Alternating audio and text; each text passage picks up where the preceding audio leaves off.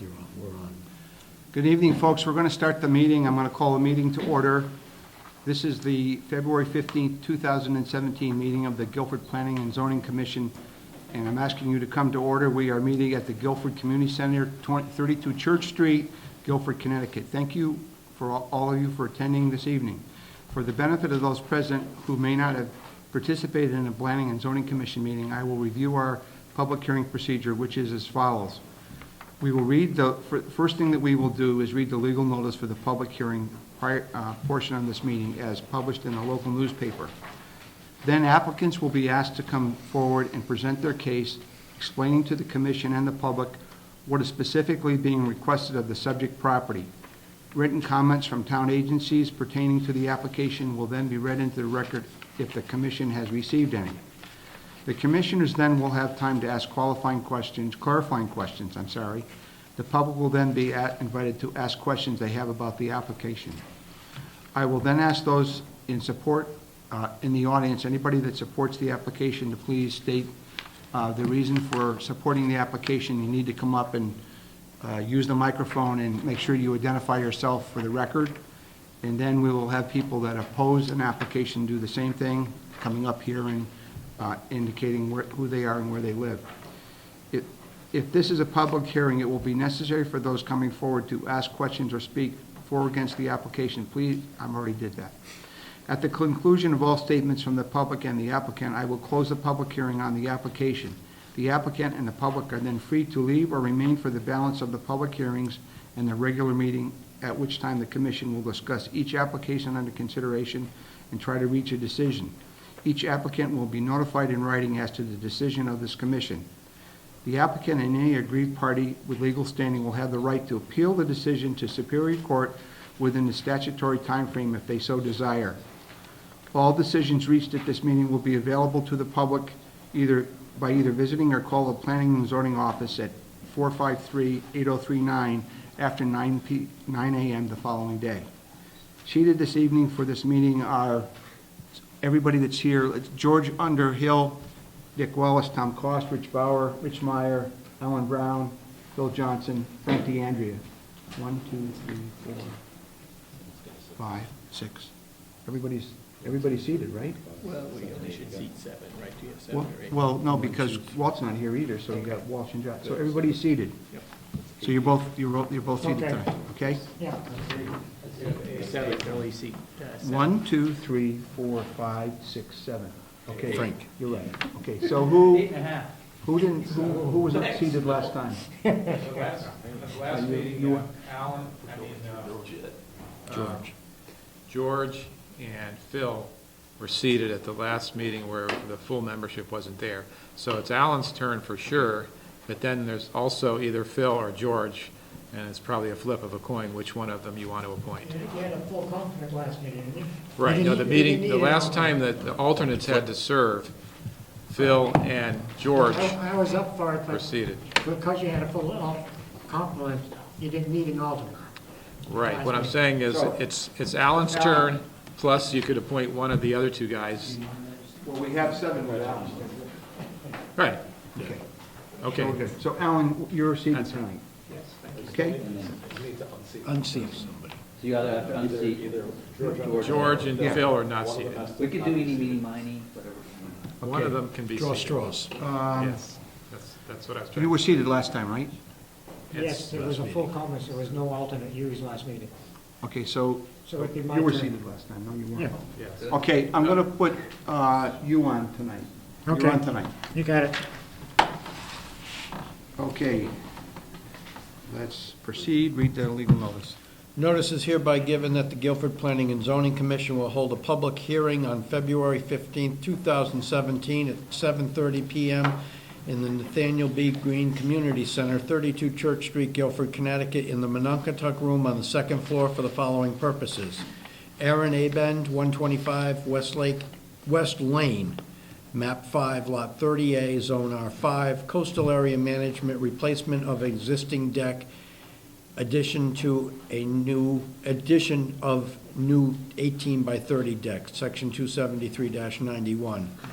Chabad Lubavitch of the Shoreline Incorporated, 2710 Boston Post Road, map 83, lot 24B, zone TS3 and R8, special permit and site plan, establish a place of worship, sections 273-79 and 273-97. Copies of these applications are available for inspection in the office of the Planning and Zoning Commission, Town Hall South, 50 Boston Street, Guilford, Connecticut. At this hearing, persons may attend and be heard, and written communication will be received. Dated at Guilford, Connecticut, this 25th day of January 2017. Tom Cost, Chairman. Thank you. So first up is Aaron Abend. Before you do that, maybe this would be a good time for me to talk about my conversation with Chuck about the whole issue of seating and all. That we had last week. Right. You recall there was a kind of a robust discussion last time about who's entitled to sit and vote.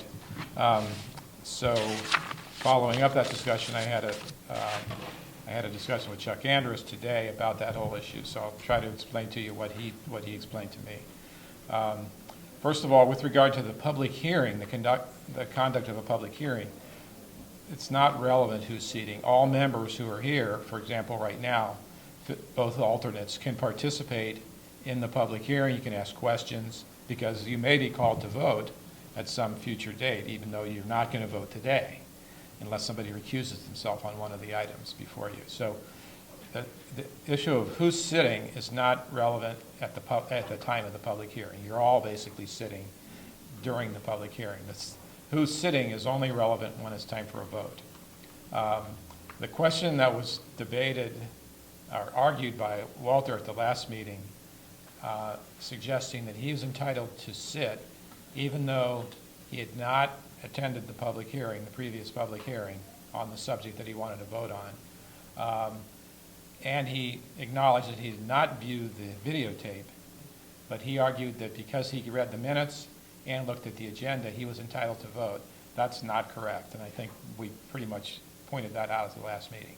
It's necessary for, if a member is to participate in a vote, it's necessary for them to have attended the relevant public hearings pursuant to that application or public hearing, or if they did not, to make themselves familiar with the record of that public hearing, which means, in our case, if there's a videotape, that they view the videotape, and they then have to certify that they have, to the commission, that they have reviewed the videotape, and familiarize themselves with the record of the public hearing. The second part of that is may require, and this is a little bit of a gray area, may require that in addition to viewing the videotape or an audio tape if there is no videotape, that you look at the files and the records and materials that were submitted at the public hearing.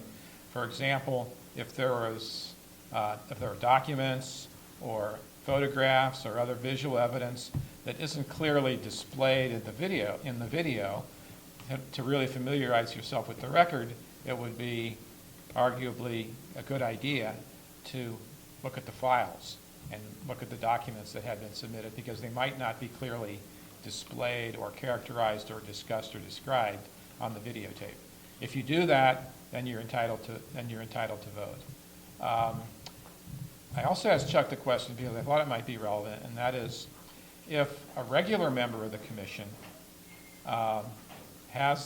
did not attend the public hearing, but certified that they reviewed the record, could an alternate who was actually physically at the public hearing have preference over the regular member in terms of participating or sitting for the vote? And Chuck's opinion was no. The regular member has the priority, even though they were not physically at the public hearing, as long as they certified that they have reviewed the record. So that's the rule, and that's the way it should work.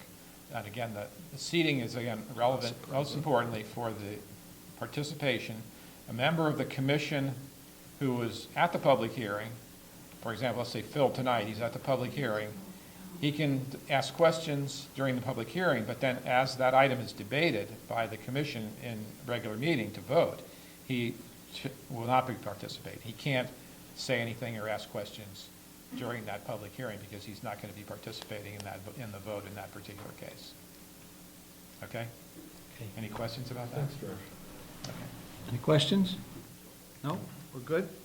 Okay, we'll go back to Aaron Abend, 125 West Lane, map 5, lot 30A, zone R5, coastal area management, replacement of an existing deck, addition of a new 18 by 30 deck.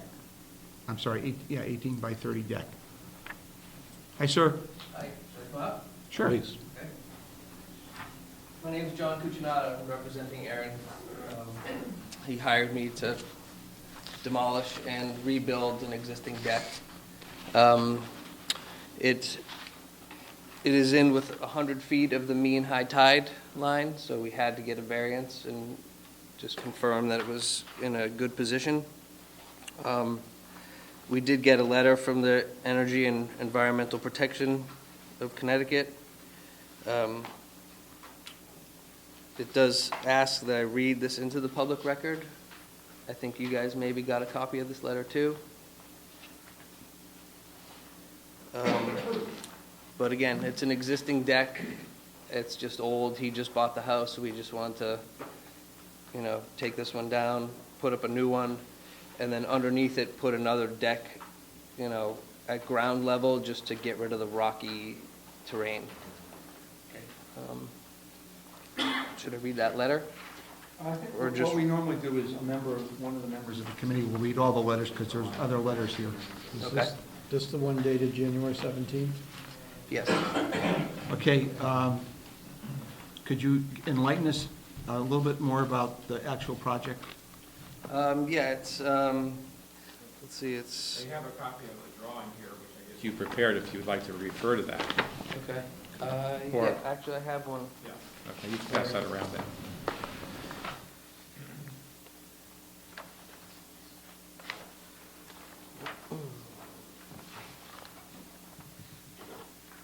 Could you tell us your name again? My name's John Cucinato. So the deck is, the elevation of the house is 30 feet above the high tide. This deck will be attached to the house at that elevation. And the size is, the upper deck is, it's a little cut up, but roughly 18 by 30. And on the ground level, also a smaller deck, 15 by 16.8, to accommodate a hot tub that's existing in position. The deck will be built around the tub. They did ask that soil erosion controls, be installed while any digging happens. Most of these footings are on ledge, so there isn't a lot of digging. The rock is exposed, so we'll be pinning in and really making it a little stronger than it is now.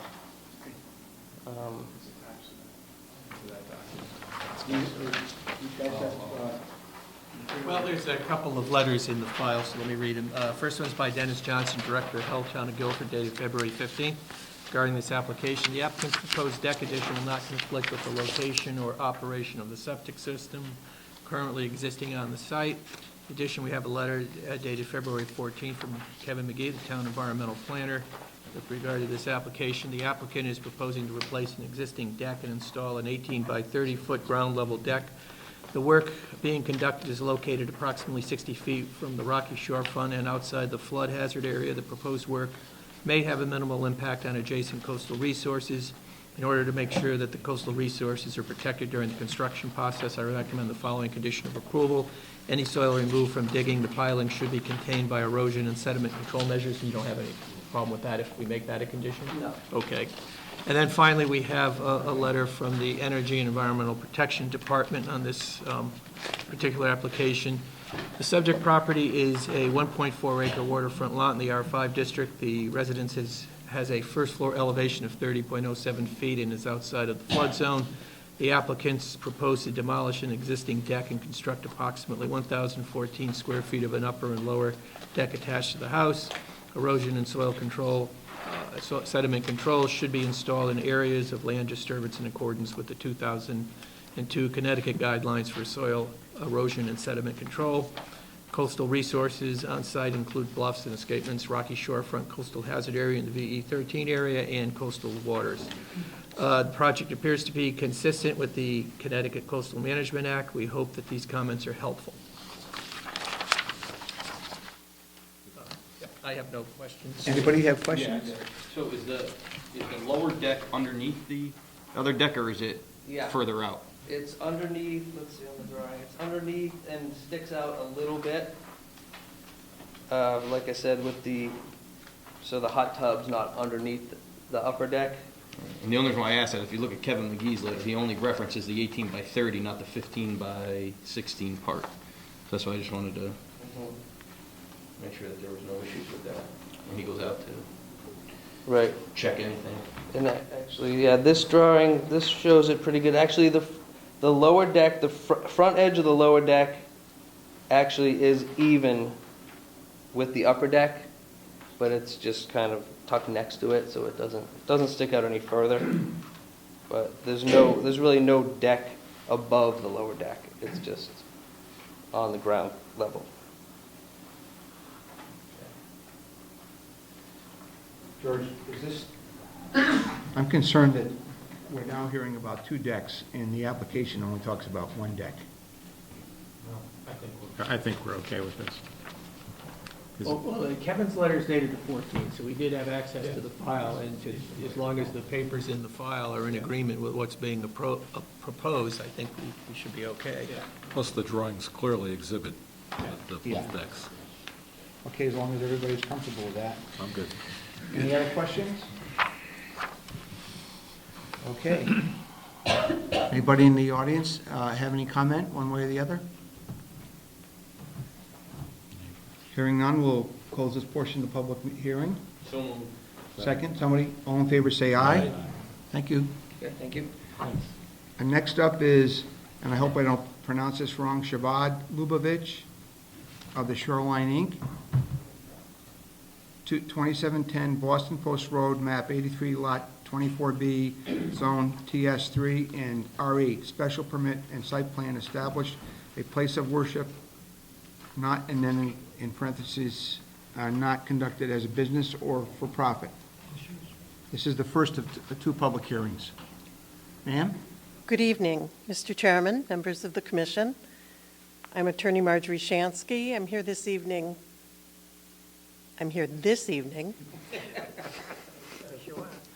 representing Chabad Lubavitch of the Shoreline in this effort to obtain a special permit and site plan review for a house of worship. With me this evening are Rabbi Yosef Yaffe from the Chabad, Rabbi Yaffe's wife, Rachel Bela, two of their sons. Also with me this evening are Michael Harkin from Harkin Engineering and Sean Rowe, who is an architect with Duo Dickinson's office, who did the architectural alteration for this plan. First, I would like to submit our notice receipts.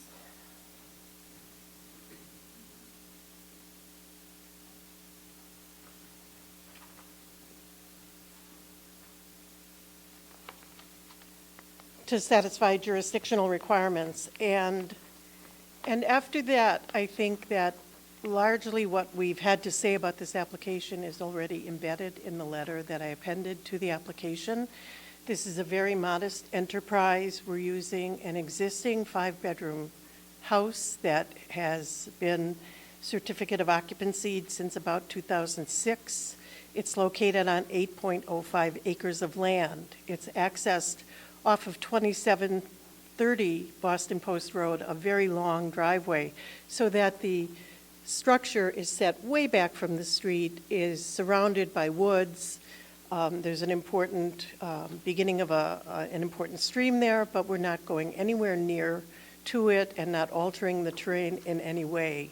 So I've described and I do this for the benefit of a neighbor who's inquired, I've described in my letter the scope of activity that is proposed. And It includes religious services on Saturday mornings, religious services on Sunday mornings, Sunday school for children, some Friday night, either services or gatherings to celebrate the onset of Shabbat, some Hebrew education, and some adult education. And in my letter, a copy of which I will give to the neighbor, I've estimated the number of children and adults that are associated with this level of activity. I say in my letter, and I say to you this evening, that these numbers are aspirational. In the event the commission, after our second hearing, were to award this permit, those numbers are not automatically and instantaneously achieved. Those are the numbers that we hope to have over time. I guess I'll give this, I'll give this to Michael Harkin now to talk about the site, and then I'll come back and share a couple other details with you.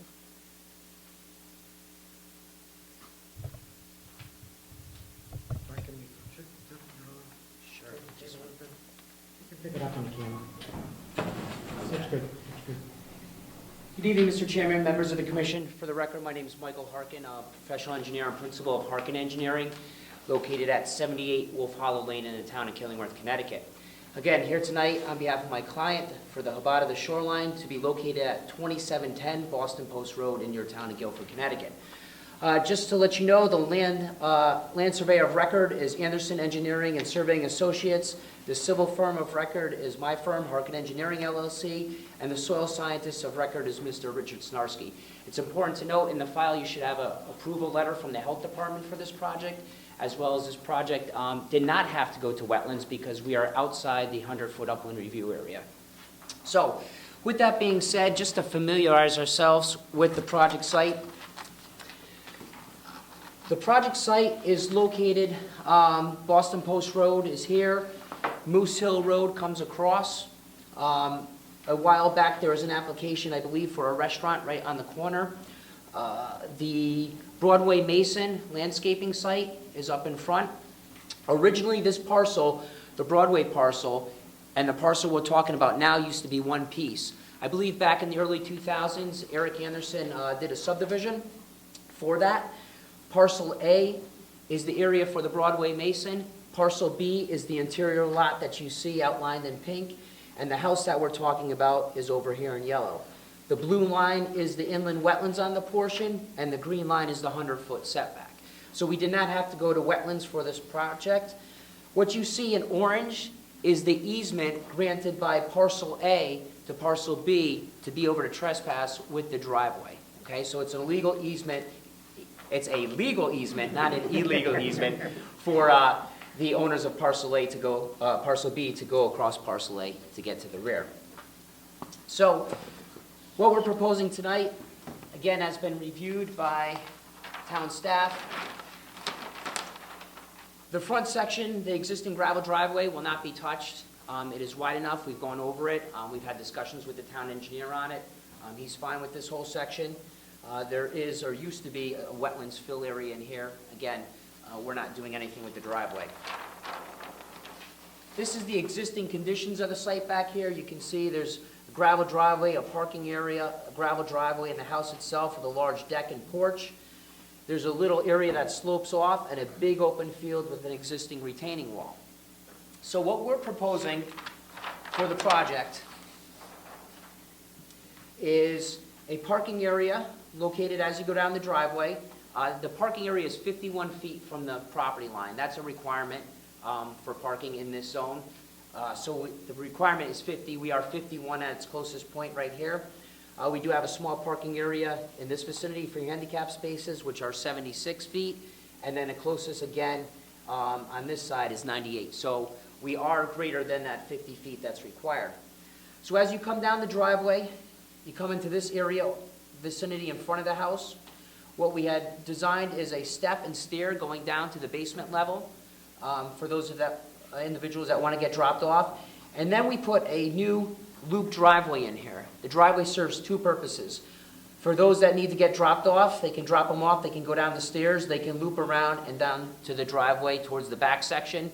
The second is for fire apparatus. Right now, there's no place for a fire truck really to get down there and turn around. So it serves two standards because the fire truck can now loop and come out.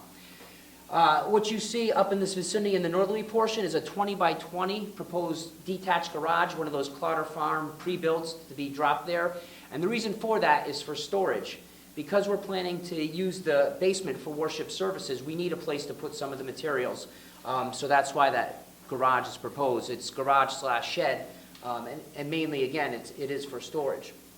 So the majority of the occupants for the worship service will come in, drive down this driveway, and come in this back section and park adjacent to that existing stone wall that's here. What we put in was a little break in the wall, a couple steps, and a sidewalk directly into the access at the bottom. Because there will be some people that may require handicap parking, we showed 2 handicap parking by code. One is a van space in this vicinity that gives direct access to the main entry door. If there are other people that are handicapped, and another drop-off point is right in this vicinity, right here.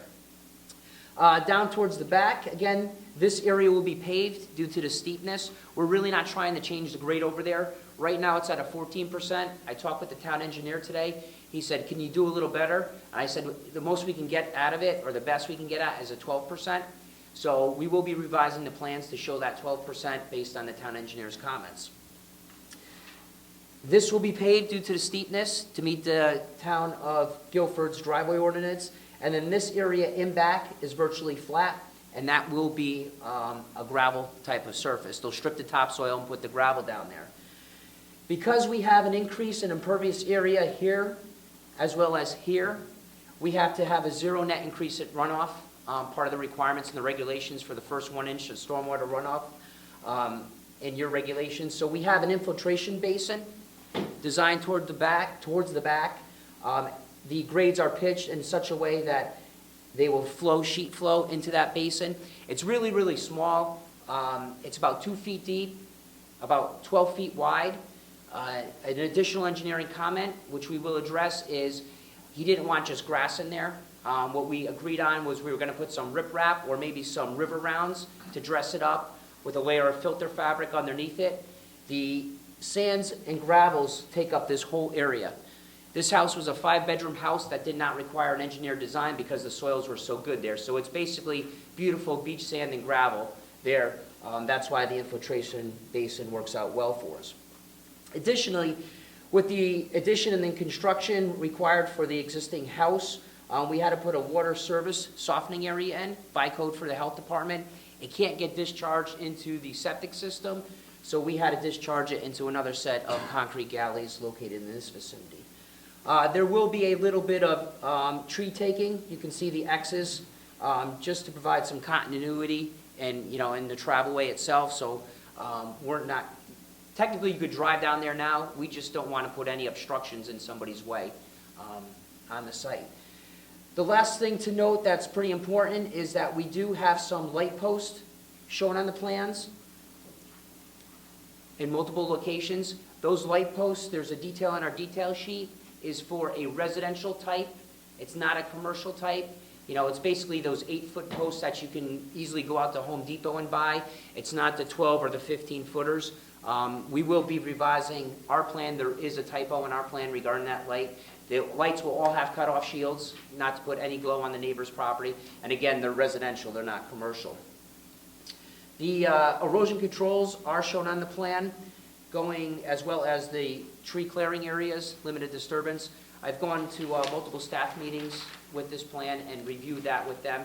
So there's just some minor comments. I think Kevin McGee has a minor comment that we're missing an area of maybe 15 feet that he would like additional silt fence put in, and we do and will agree to that. So the last part of our plan set is just the details, the handicap parking requirements, the bollards. We have a detail of the infiltration basin, and then all the erosion control notes on our plan. So with that being said, that ends my presentation. Again, Sean Rowe is here from Duo Dickinson's office, who did the bottom layout for the interior, as well as some real minor exterior. So if you wanted to hear from him, we do have him here. He does have some schematic drawings for you, if you guys like to see them. But it's not a a project that's really, really invasive, that we're going in there and recreating the wheel. Most of the grading and things of that nature are there. The parking lot is there. It's mainly just scraping up the topsoil and putting down some process so it doesn't get soft in the rain and the snow. You're arranging parking for how many cars? Motor vehicles couldn't necessarily be cars. Yep. We are...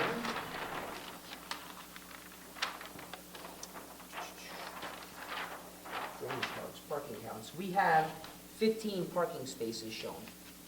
And plus the handicap, right? 10, 11, plus the handicap. And did I understand this is not a 7-day week operation? I'm going to turn that over to Marjorie. Okay, She would fine. know better than I. Fine. Okay. What was the question? I was wondering if it's a 7-day-a-week operation. It's largely a weekend-oriented operation, but it will have some educational classes on days of the week, but that will depend in part on the demand or enrollment. But I think one could imagine that there might be Hebrew school for children that happen on Tuesday and Thursday afternoon. That was my experience. Sometimes it was Monday, Wednesday, depended how old I was. I'm But, just wondering about the traffic and young children right. coming in and out of there. Yeah, no, but they'll all be accompanied by an adult, Okay. obviously, yes. Pardon me? The rabbi and his family also live at this. Yes, on thank this you, property. Mr. Crowell. I wanted to mention that Okay. this special permit addresses the sanctuary being in what I euphemistically call the lower level, not the basement. Because if you look at the plans and note the topography of the site, when you come up the driveway, you see this 2-story house, but when you go around to the back, there's another story that is hidden in the configuration and topography of the parcel. It is that lower level that's being converted into the sanctuary. And the rabbi and his family continue to live upstairs. So the plans that Mr. Rowe is responsible for and that are in your package and that you can hear from him if you'd like are pretty much confined to issues emerging under the State Building Code for fire separation, under the Fire Safety Code for egress, and for handicap accessibility. So you see there's an extensive array of bathroom designs that are provided. So this is a very, very spare plan in order to site and locate a house of worship for the rabbi, who has been doing good deeds on the shoreline for many, many years. I also want to say that in my letter, I have gone through the special permit criteria and provided a narrative of the ways in which this site, which I think almost speaks for itself because it is 8.05 acres, which is very capacious. The neighbors are really almost not to be seen. They're nicely remote, so that this will have zero effect on them. But I also have for you a letter from Eric Glidden Appraisal Services, who I asked to look at it from a property value perspective because that is one of your criteria.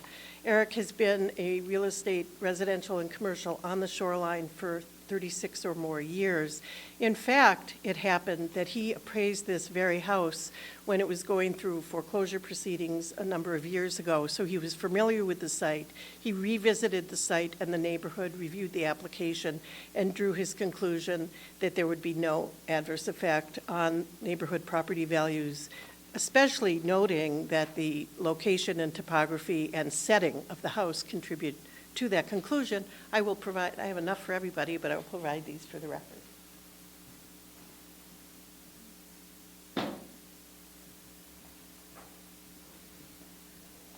So at least on our representation and the materials we've provided, that the special permit criteria are met, that houses of worship are permitted in both the TS3 and in the R8 zoning district.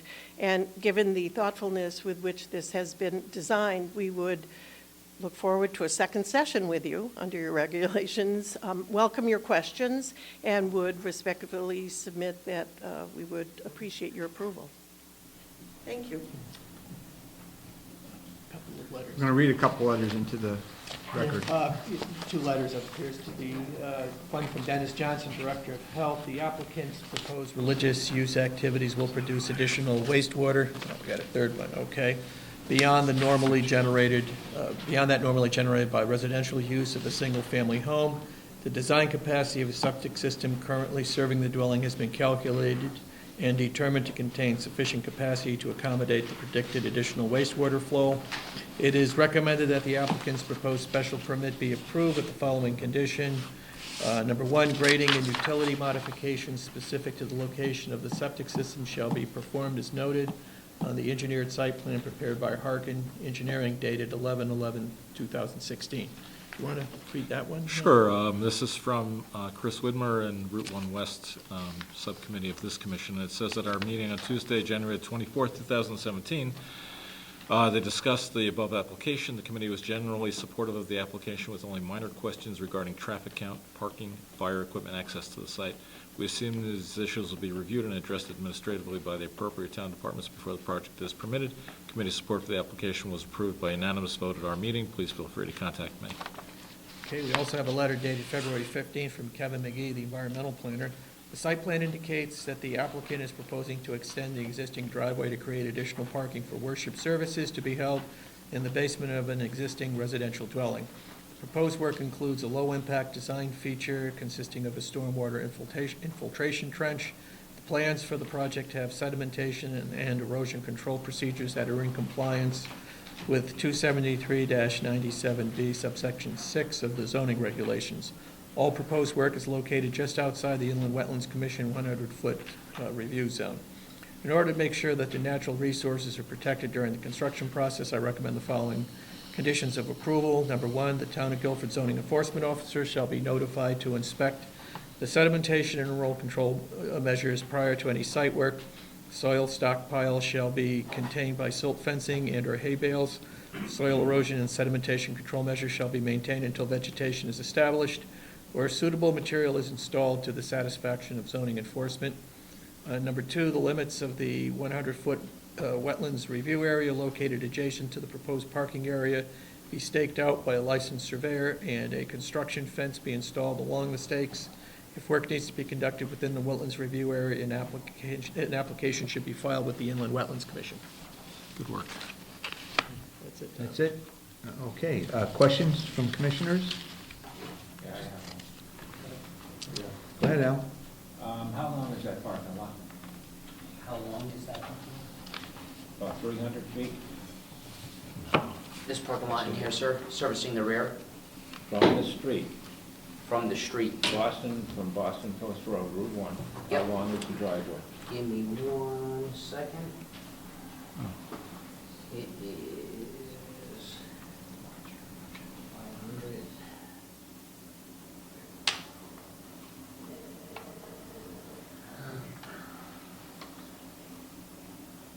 Just double check it. Just come close. Around 800 feet. Okay, the driveway, is it going to be paved? It is not going to be paved at this time. How wide is that driveway? The driveway is basically, in its closest point, is As I remember that driveway. 15 feet. How many? As I remember the 15 driveway. feet. As I remember the driveway was not 15 feet. It is, Now we have a condition here. We're going to have a whole bunch of people in the church, and somebody seizes a fire. Now we've got everybody trying to leave. How are we going to get a fire truck up there when that road is not wide enough for a fire truck and the people leaving? that roadway width is 15 feet. It has a grass shoulder of about 4 feet on each side.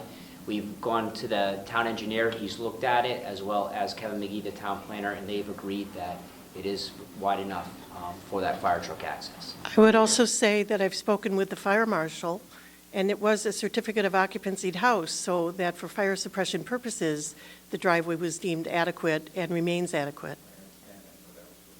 Family house, and 6 people live in there, not all these people going in for church. Yes, but it is an 8-acre parcel, and God forbid, there were some reason for them to leave the house. They don't have to all leave the premises at once. Well, if there's a fire, they definitely would be wanting to leave. Well, But they in don't any have to all case, leave the property. in any case, the driveway, as I know it, is not 15 feet. Maybe you got it 15 feet wide. But it also has huge boulders on either side, huge boulders on either side, which doesn't give you 15 feet as far as I can remember. But if you say it is, we'll have to go along with what you say. Second thing is your parking lot up on top. The house is down below. The parking lot is up on top. Now, the parking lot has, before you get to that from the parking lot to the house, there's a whole series of huge trees there. So you're going to have to walk quite a ways from that parking lot to the house, which is actually down lower than the parking lot, if I understand where your parking lot is, it's up on top of the hill.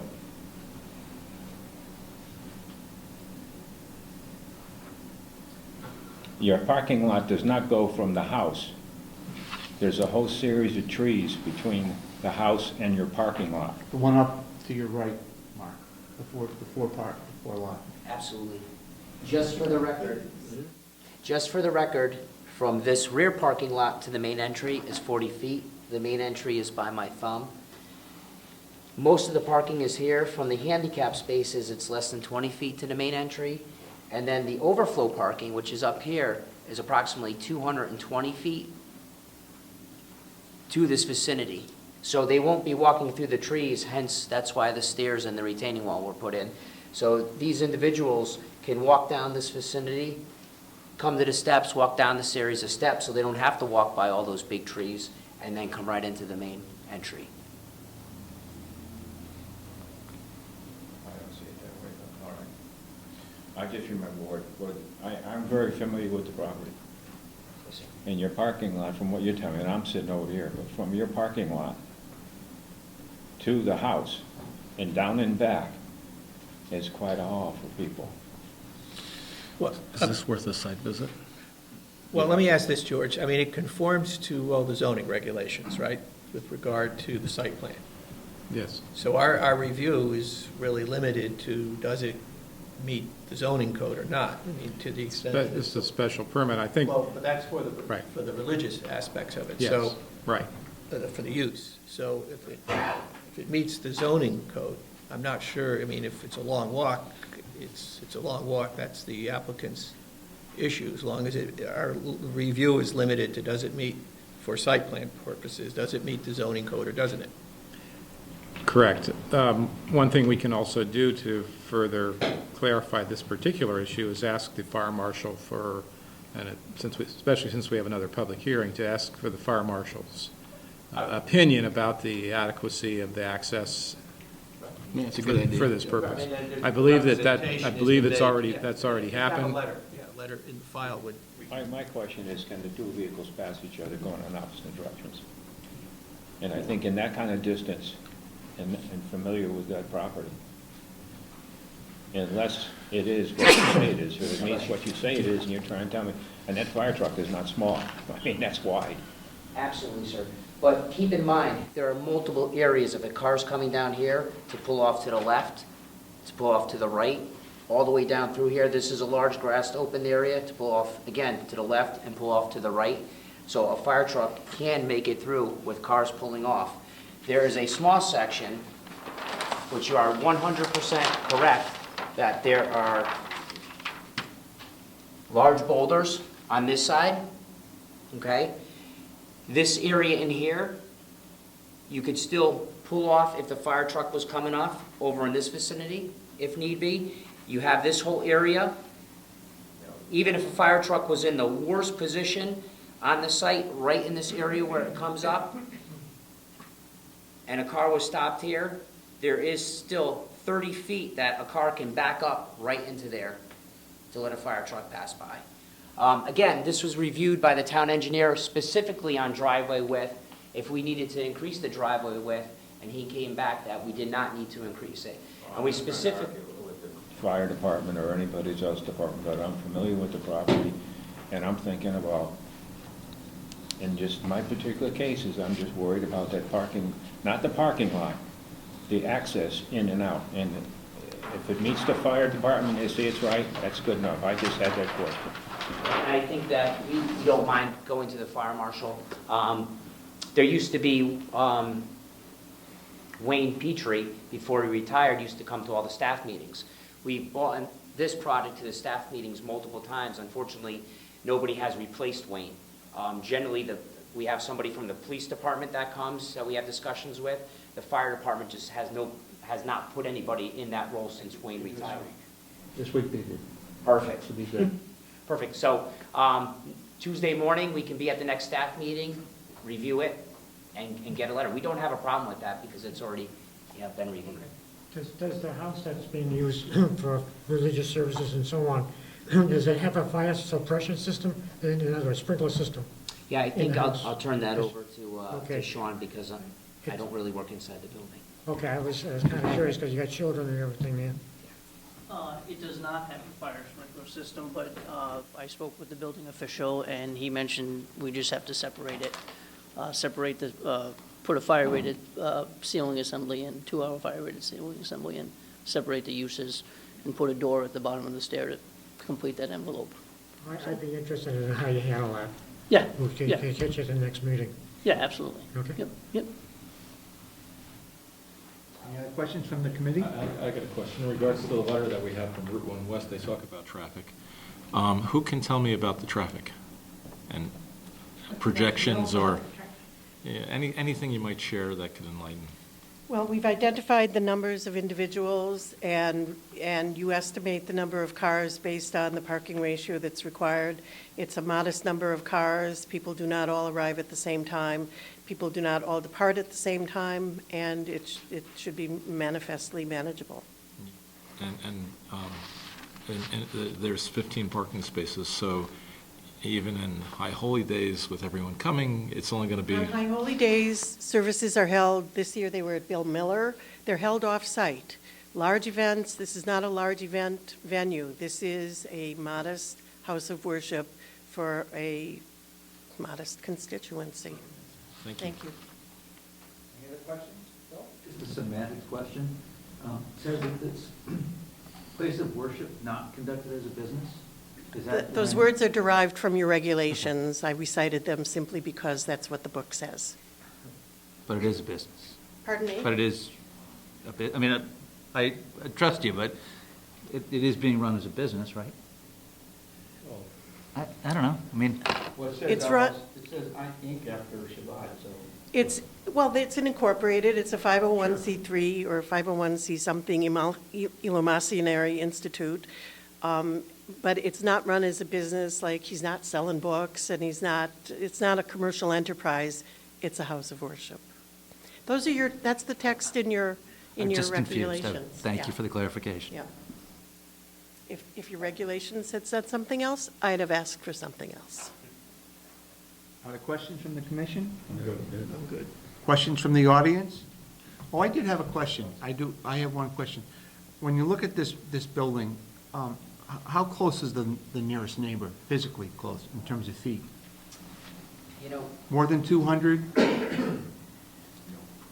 Mr. Chairman, I'm not going to make an assumption. What I'll do is I'll have that answer at the next meeting for you. That's fine. What I'll do is I'll make a GIS map and then physically have it so you can see the site from the GIS, because I don't know off the top of my head. Okay, good enough.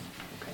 So, While I endorse the notion that we'll give you a real number, from the materials in the application showing the notice area and this dark spot being the house, you can see that the nearest residences are quite far away. This is a scale of something bizarrely big. I don't know what the scale is. It's not printed here. We'll get you the number, but they're far. You can barely see one rooftop. Any comments from neighbors that you know of? I personally haven't received any calls in my office. I don't know if Marjorie or Sean have, but I think a neighbor might be. I was wondering if they heard from any of the neighbors at all. I received a call from one woman who may be here this evening who inquired what kind of house of worship it was. And I was approached before the meeting by Mr. DeLucia, with whom I spoke about the nature of the use, and I've given him a copy of the special permit application so he can see it. And I've assured him that the nature of this kind of review is that what we ask for assuming that it's something the commission grants, is the scope of what we get, nothing more. That's it. So just to recap, what we're going to provide at the next meeting is the revised drawings to meet the town engineer's comments, as well as staff's comment. We agree with Kevin McGee's letter about the staking of the upland review area and things of that nature. And then I will have a map showing the physical distance to the nearest neighbor. And we will have a letter from the fire marshal. Yeah. Looking for that. Good. How about questions from anybody in the audience would like to ask a question? Remember, we have another meeting, but would anybody like to ask a question tonight? Sir? I don't have a question, but I am a member of the congregation. If you'd like to hear, Could you just come up to the microphone and identify yourself, sir, and speak from there? Please, just the name and address, sir.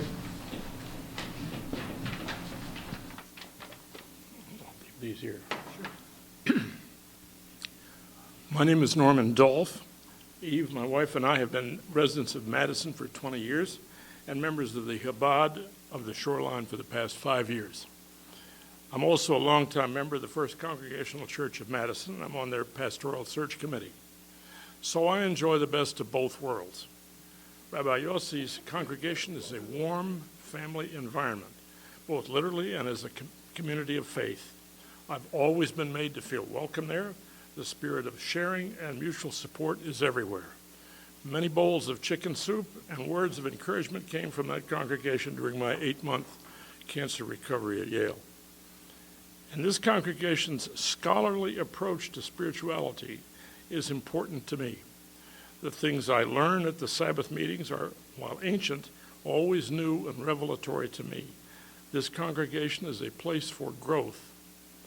To me, one of the amazing things about the proposed site is, what could the guy who have built it have had in mind that could be more perfect than a home for Chabad congregation? It is a perfect find, a perfect fit. It's a large open plan design with a great hall for services and for dinners, a large modern kitchen to prepare these meals, which are an integral part of the Friday night services. There's a large playroom for children. Everything on the service is on the ground floor. There's no stairs, it's easy access. And a spacious outdoor area for summertime activities. Plenty of parking space. And on the second floor, a full home for a large family. The structure and its location seem to me to be perfect for the residents of Guilford and the people like us who live nearby, and who wish to draw sustenance and inspiration, warmth and support from Rabbi Yossi and this congregation that wishes to make Guilford its home. This is a congregation of which the community at large will be proud. I thank you for listening to my remarks. Thank you, sir. Don't forget your eyeglasses. Don't forget glasses. They don't Thank you. Anybody else have comments to make? Why don't we get this young lady here first? Hello. Oh, I'm sorry. Go. I just have a few words. Thank you for listening to me. My name is Eve Dolph. I'm Norman Dolph's wife, and I'm also a member of the congregation for about 5 years.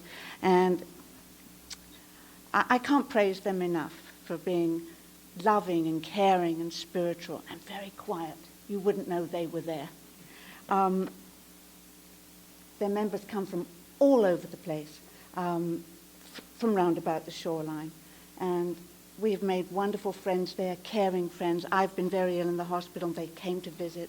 The rabbi brought me chicken soup. That's why we talk about the chicken soup. Brought me to the hospital and to very caring, loving people. I can't say enough about how spiritually this has affected me. It's made me a better person in the community. I feel loved and cared for, and in return, I feel I want to embrace everybody that I come into contact with. They've taught me a lot about things like that. Anyway, they're American as apple pies, the little note I made myself. I hope you'll allow our congregation to flourish here because we believe it will add to the richness of the area. Thank you very much. Sir.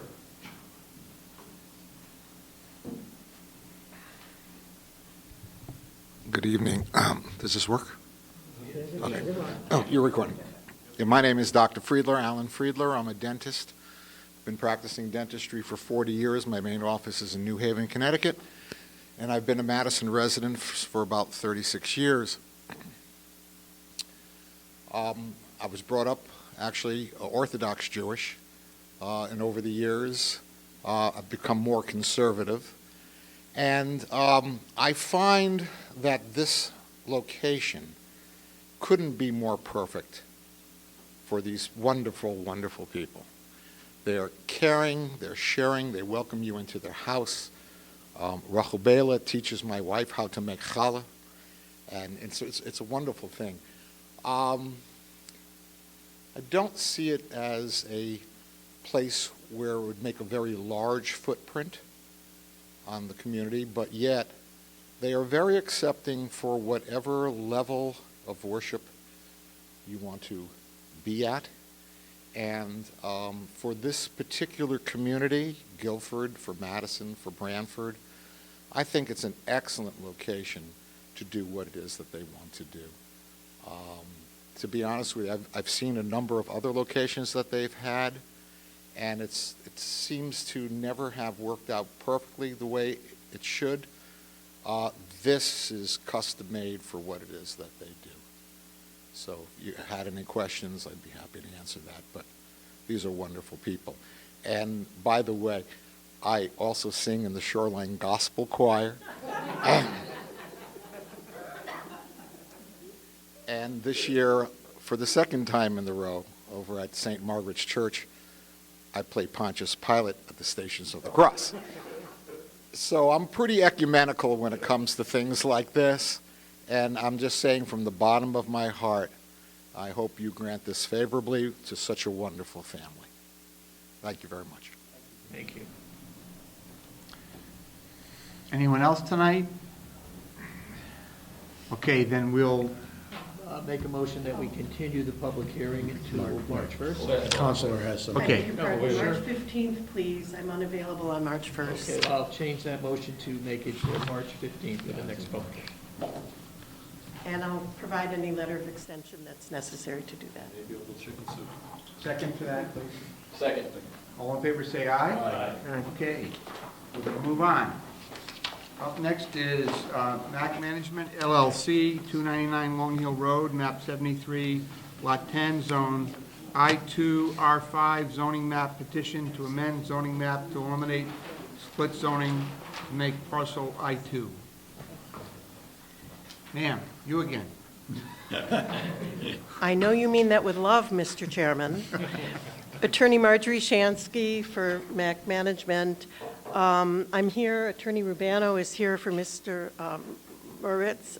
We are once again seeking a continuance because the substantive conversations are fruitful and ongoing, and we're hoping that we can tie this up.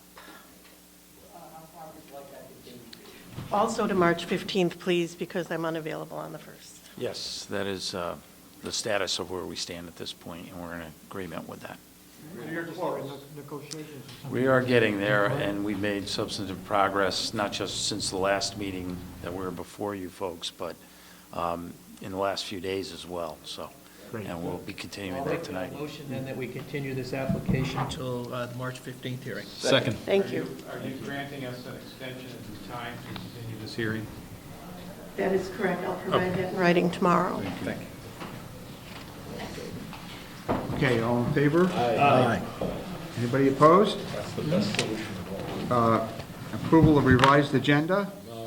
So, second. All in favor, say aye. Aye. Okay, deliberation. I'll make a motion, voted that the Guilford Planning and Zoning Commission approve a CAM application for Aaron Aben, 125 West Lane, map 5, lot 30A, is shown on the application dated January 4th, 2017. The application is approved with the following conditions: that the soil removed from digging the pilings should be contained by erosion and sedimentation control. Second. That's okay. The application is approved based upon a finding that conforms with the zoning code and is consistent with the coastal area management policies of the state of Connecticut. Now, second. Okay, it's been reviewed by the town officials. Kevin McGee It seems pretty straightforward to me. Relatively Anybody? minor. Okay, so, hearing no other comments, I move we vote on this. All in favor, say aye. Aye. Anybody opposed? Nope. Okay, next. Metro 800. Metro 800, this is... Site plan. Site plan. Would you move to table Sunset Creek, please? Oh, okay, I'll make a motion that we table the Sunset Creek Development application. Second. All in favor, say aye. Aye. Okay, now, Metro 800 LLC.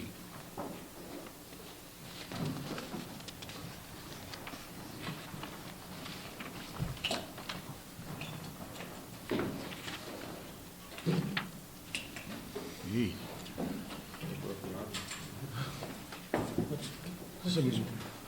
This is a museum? How many of them? I've had two more on tonight.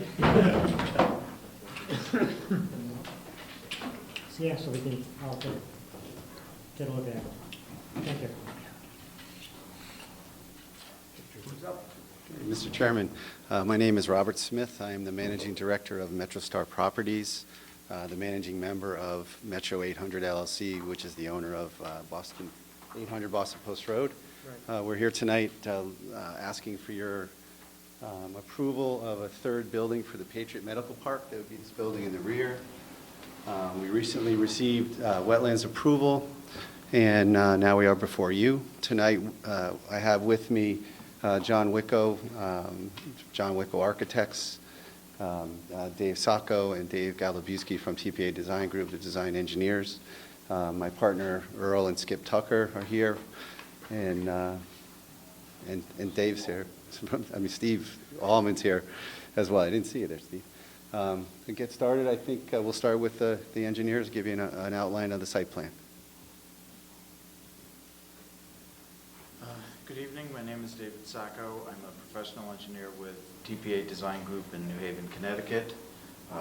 Just as an overview to put everything in perspective, this is the former Fonticello facility. We had previously obtained approval from this commission for 2 buildings and associated parking lots fronting on Boston Post Road. Tonight we're here to discuss a proposal for a third building with an increase in parking to support the third building, as well as a septic system to be installed on the rear portion of the lot to support the third building.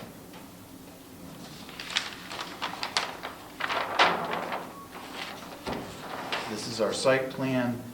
You'll note that the limit of the previously approved parking is here. On the plans, it's shown slightly lighter to distinguish the previously approved work from what we're asking for today.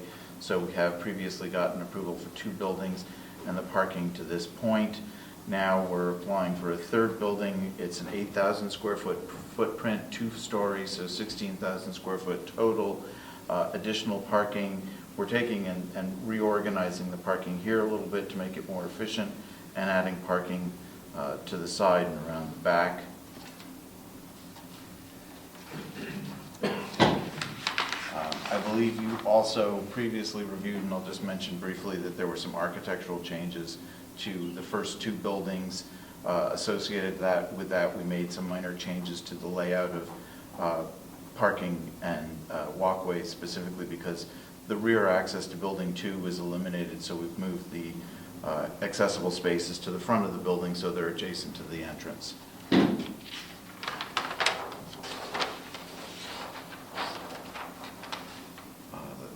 This is the site grading plan. The stormwater management measures have been modified somewhat to support the additional impervious area, the additional building, the additional parking lot. The previously approved plan has a series of infiltration swales as well as an underground detention system discharging to the adjacent wetlands. What we're proposing to do is an increase in the size of one of the infiltration swales to support, it's going to accept runoff from this parking area. We're putting in another additional infiltration swale back here that's going to get sheet flow off of the rear parking lot.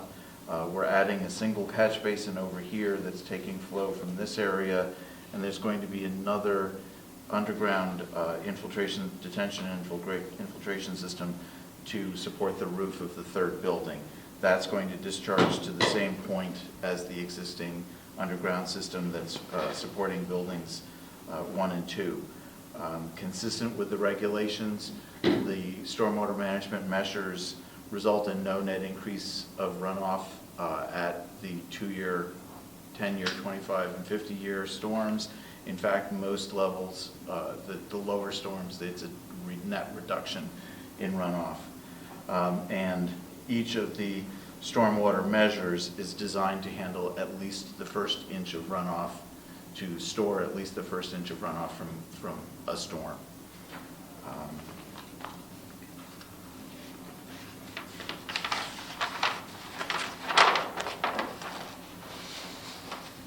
This is a plan showing the work on the interior portion of the lot.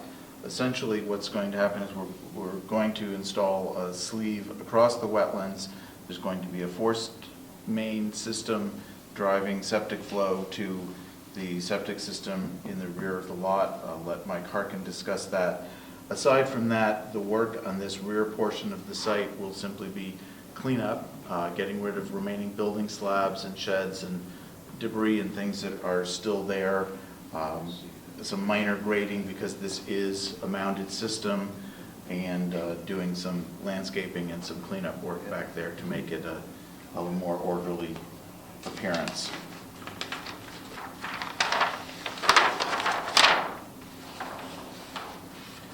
It's just the utility plan showing that the utility services are now being extended back to the third building. It doesn't affect, essentially we're building off of the connections that were already designed in for the first 2 buildings. Those will simply be extended to the rear of the site. We are adding a hydrant at the rear at the request of the fire chief.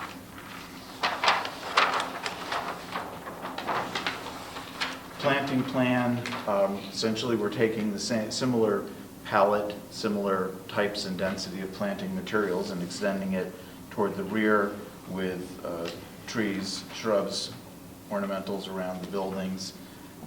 Again, some minor changes are being made at the front because of the changes in architecture. The areas adjacent to the wetland are going to be treated with a low-maintenance meadow kind of mix that will be mowed a limited number of times annually. And similarly on the rear, we'll be doing some screening plantings to shield some of the neighbors from viewing the site. And then the majority of the area is going to be, again, a low-maintenance seed mix that is required to be mowed twice a year, consistent with the maintenance requirements for the subsurface sewage disposal system.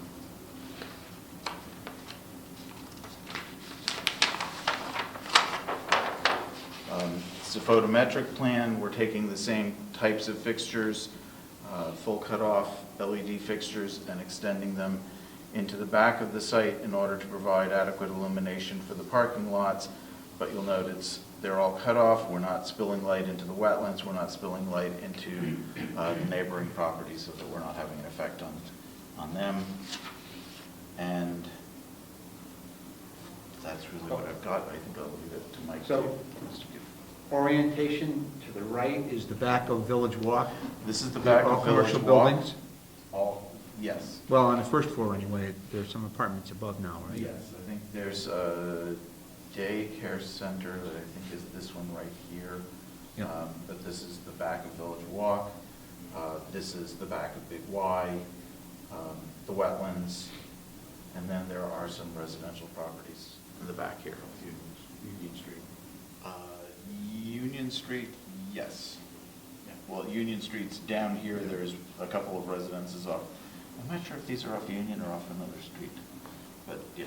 Back of State Street, Yeah. Okay. Mike? Good evening, Mr. Chairman, members of the commission. Again, for the record, my name is Michael Harkin. I'm a professional engineer and principal of Harkin Engineering, located at 78 Wolf Hollow Lane in the town of Killingworth, Connecticut. Again, on behalf of my clients, 800 Boston Post Road, for the Patriot Medical Park for building number 3. Our office has designed the septic systems on the site, both for phase 1s for building 1 and 2 in the front, and now for the rear building, building number 3. Subsequently, what you see here is a septic system. It's a very, very small generating system. It's like a 6-bedroom house, less than 1,000 gallons per day. So there's not a lot of flow coming through here.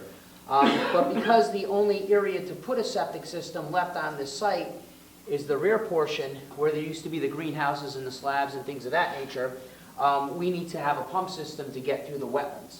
So what we have is, on the westerly side of the building, an outlet pipe going into a septic tank.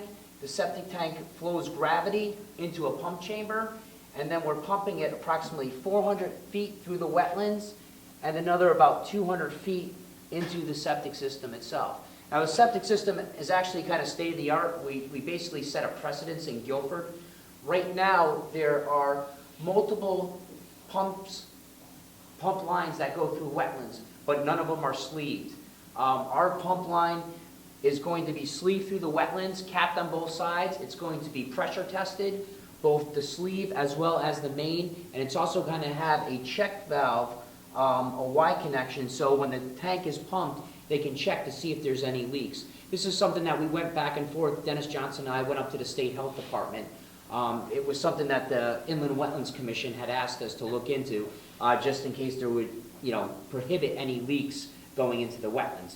So again, we do have Health Department approval, we do have wetlands approval for the crossing, and we do have some input and insight from the State of Connecticut Department of Health for this. And again, it's a fully functional system. It is a pump system. It is very, very small amount of flows for a commercial development. So with that being said, I'll make my presentation pretty brief. Again, we do have the approvals. I'd like to turn it over to the architect now for any questions and his presentation.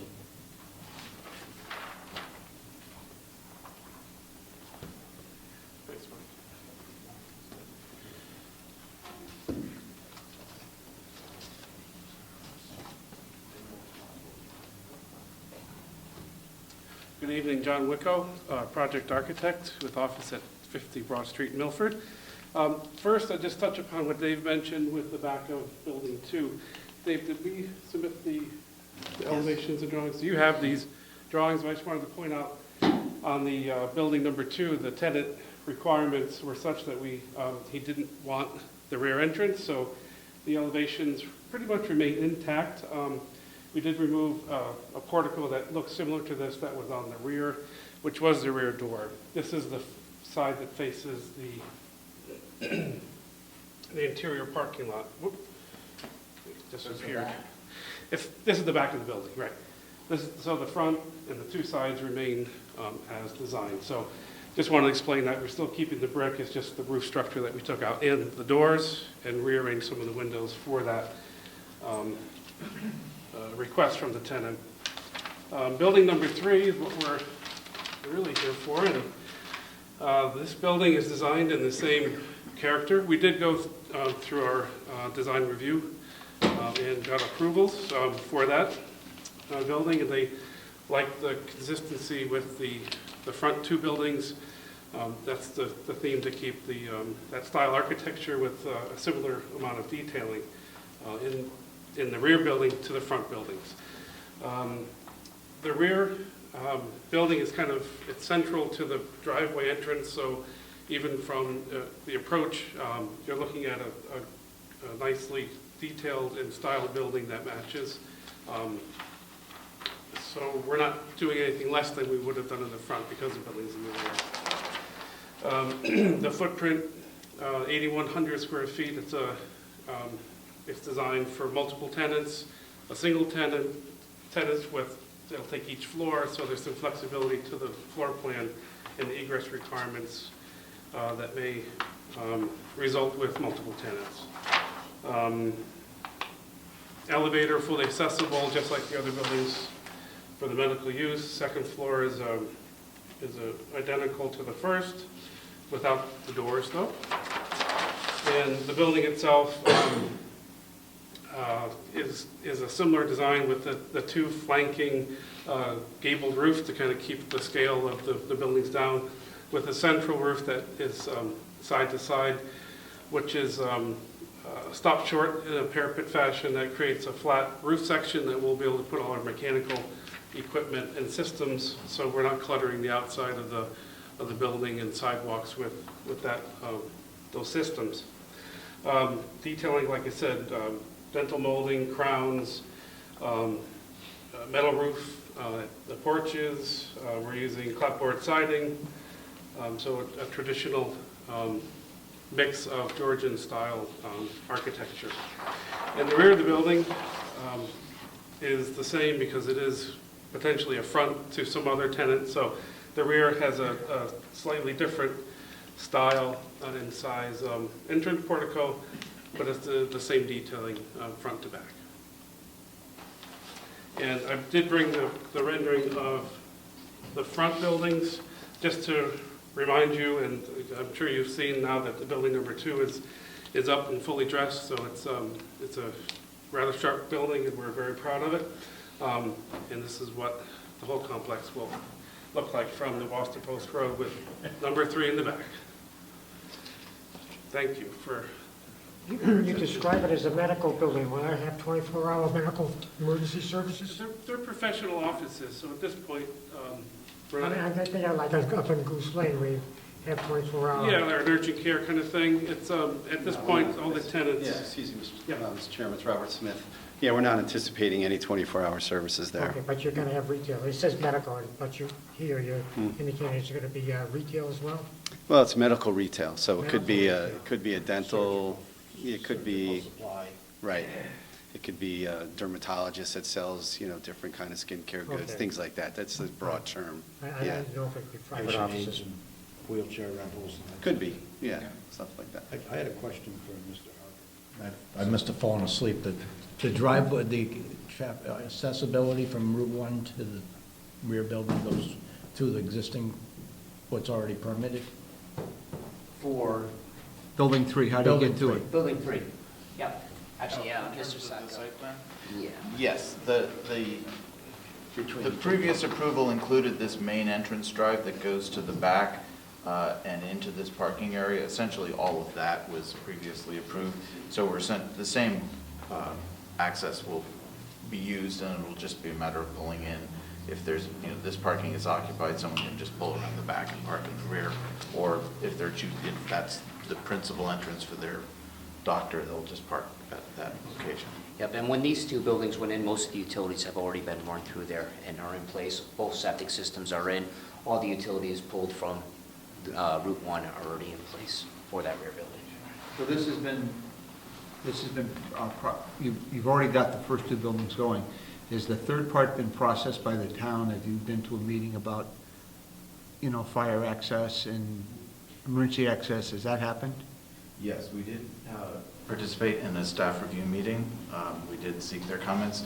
We have also had discussions with the fire department. They did request that as part of the water main extension that would serve the third building, that at this point they did want to have an on-site fire hydrant. So that is something that's been provided. They are fully sprinkler buildings so that there is a fire service serving each of the 3 structures.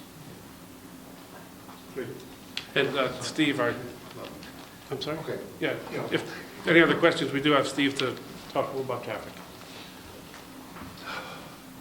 Good evening. My name is Steve Allman. I'm a traffic professional engineer with Alfred Benish and Company. I'm the traffic engineer. We did the original study back in 2014, 2013. As has been stated, this is a 16,000 square foot addition to the existing facility, 40,000 square foot facility, adding about another 62 parking spaces. When it's all said and done, it's going to be a 56,000 square foot medical office, some retail, with 252 parking spaces. That will require us to go now before the Office of State Traffic Administration for an administrative decision.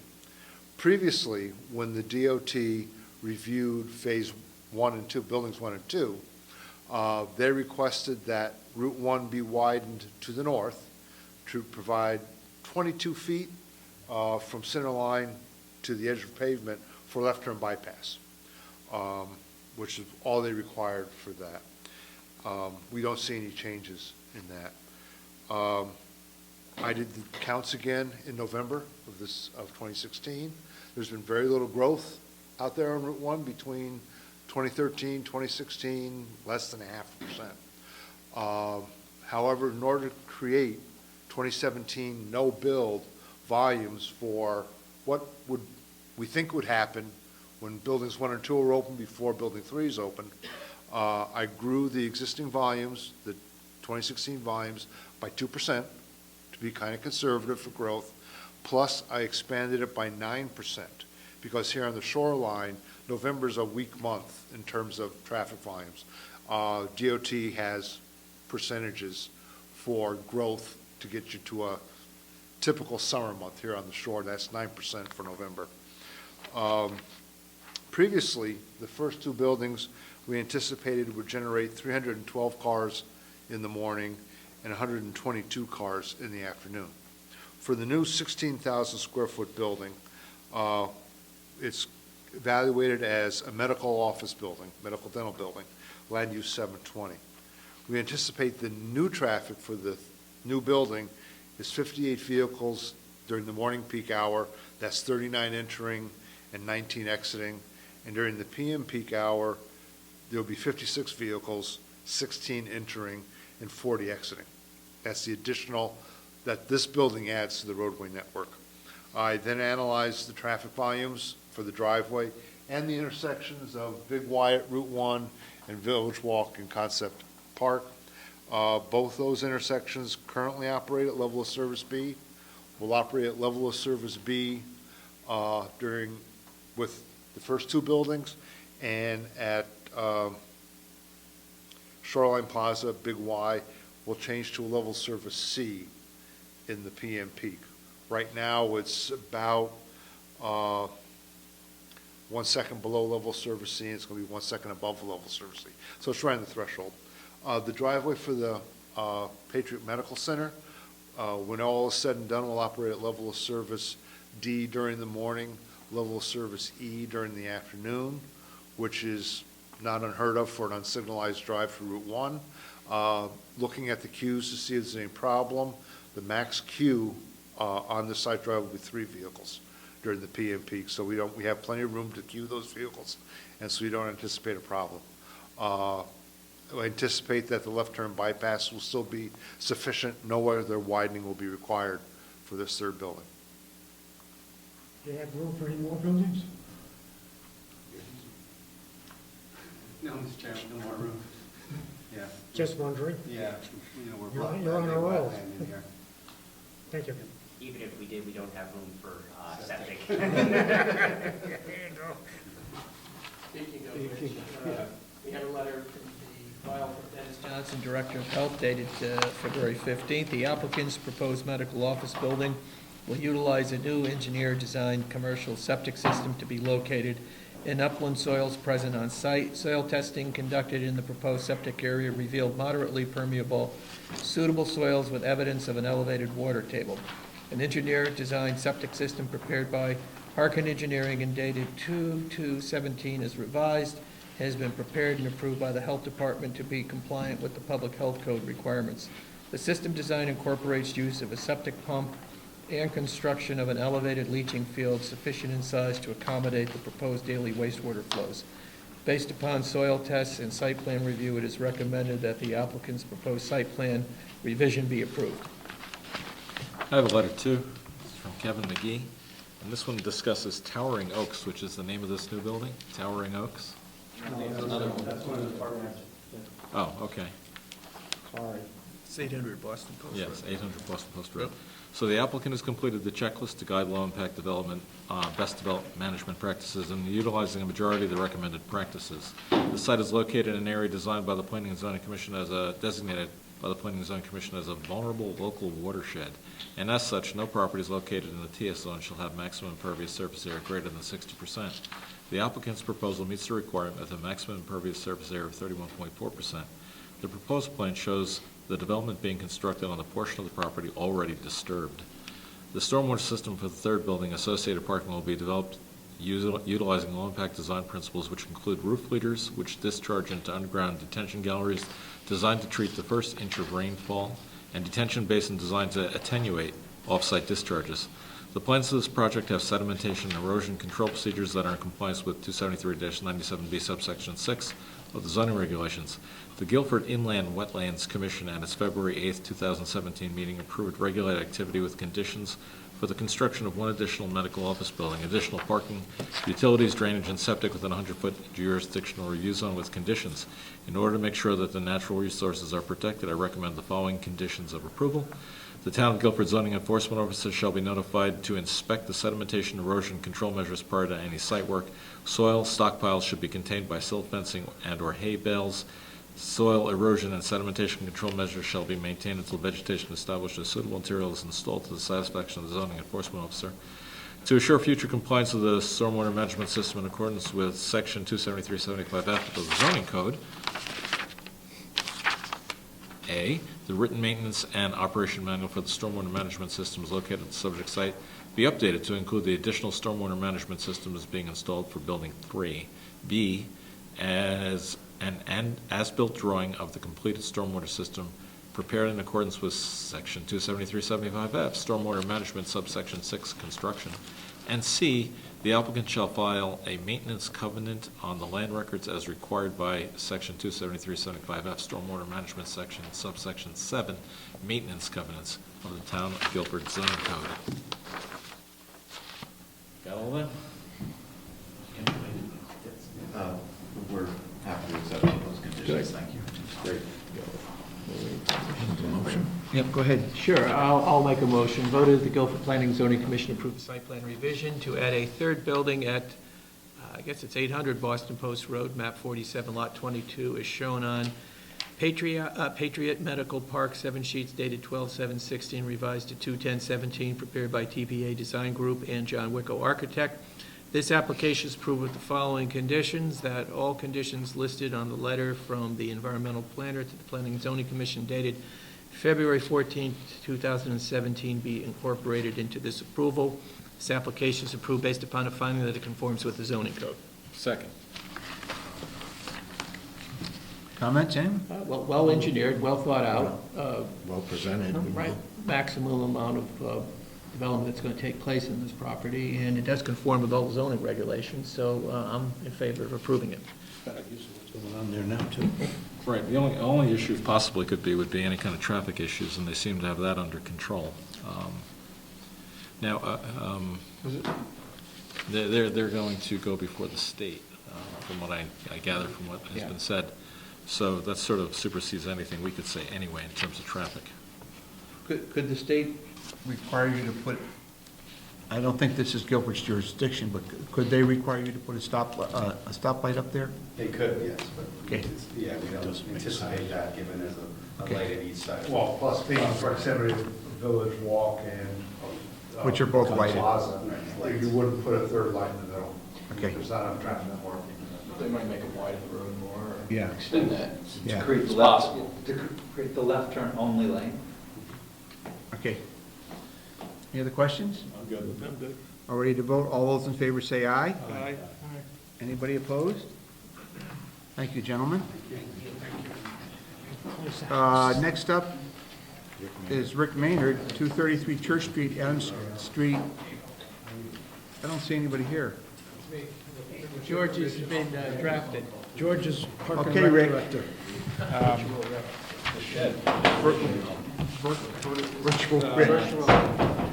This is a proposed shed at the Adams Little League Field. I'm familiar with that property. It's necessary to cover the irrigation equipment. I have a little drawing that shows the location of it, and also a second sketch that shows more or less what the shed would look like. It's attached to the dugout. I don't know if any of you are familiar with the property. So it's not near the wetland. No, it's right next to the... Well, it's all wetland, so. Yeah, it was a wetlands once, many years ago, but now, That school's gonna now it's a float away. baseball field. I guess they drained that swamp. Pretty pretty inconsequential little thing, actually. Because it's town property, it does require site plan approval. Okay. See what it looks like then? Yeah, it looks beautiful. Read a motion? Want to read one, or? Yeah, go ahead. There you go. Okay. He hasn't got his glasses on. Voted that the Guilford Planning and Zoning Commission approve a site plan application for the town of Guilford, 233 Church Street, Adams School, for a shed over the irrigation equipment as shown on an application dated February 14th, 2017, Valentine's Day. This application is approved with no conditions. And that is approved based on a finding that it conforms with the zoning code. Second. There's nothing here. Yeah, It's very simple. minor change. Yeah. Ready to vote? Yep. All in favor, say aye. Aye. Anybody opposed? Moving right along. Special permits, is that what's next? Yep.